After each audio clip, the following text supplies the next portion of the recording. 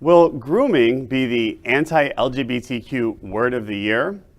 The term grooming has been gaining popularity for several years now when discussing the LGBTQ+ community. The phrase is defined as, quote, the action by a pedophile of preparing a child for a meeting, especially via an internet chat room, with the intention of committing a sexual offense. It is a term gaining popularity in conservative areas like Florida when discussing LGBTQ+ content in classrooms. The term has even been used by Governor DeSantis himself to describe opponents to the Don't Say Gay bill. And Queer News Tonight recently reported when the Lieutenant Governor of Florida used the term repeatedly in a tweet.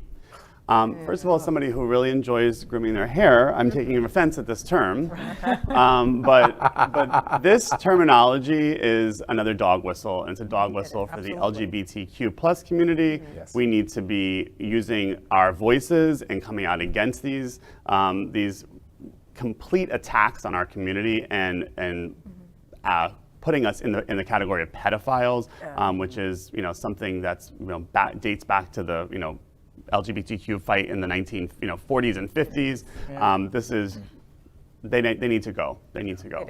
They've always said horrible things about LGBT people, so I'm not surprised that they're trying to once again lump us in the pedophile bucket when it's not even us. It's not the LGBT community. Well, it's all about how it's phrased. We talked a moment ago about Don't Say Gay. What was the bill actually called? Parental rights. Yeah, that's So by voting against it or saying against it, you're against parental rights. That's what they're saying. And personally, the only gay grooming I want is on Queer Eye. Exactly. Well, let me tell you, why did everybody's head turn to Jeff? Because his hair is amazing and he likes to groom. Because his hair sits over there and it mocks me. Exactly true. There's all kinds of grooming. That's true. You know what's really sad about this? First off, I think the headline catches it right in terms of, is it going to be the anti-LGBT phrase of the year?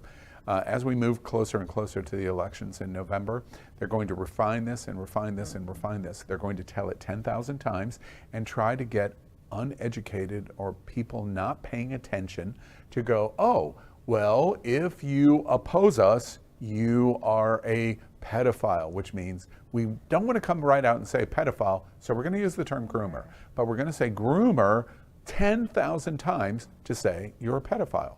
That is doublespeak, right? But it is a very technical approach to win their argument. It's interesting to me of what's going on. The only person worse than DeSantis in doing this is the Lieutenant Governor, who has come right out and said, opposition to my point of view means you're a groomer. And a pedophile, don't forget that. Yeah, right. And I mean, my goodness, how offensive. But can you imagine George Bush in 2000 winning the election, Bush v. Gore?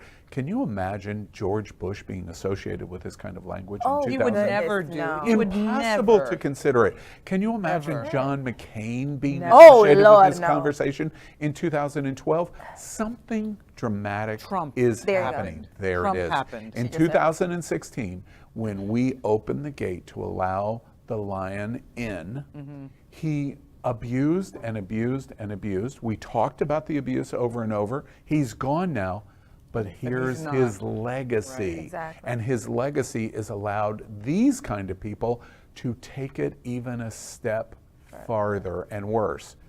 I think you coined the phrase for the phrase of the evening, to stoop to their level farther.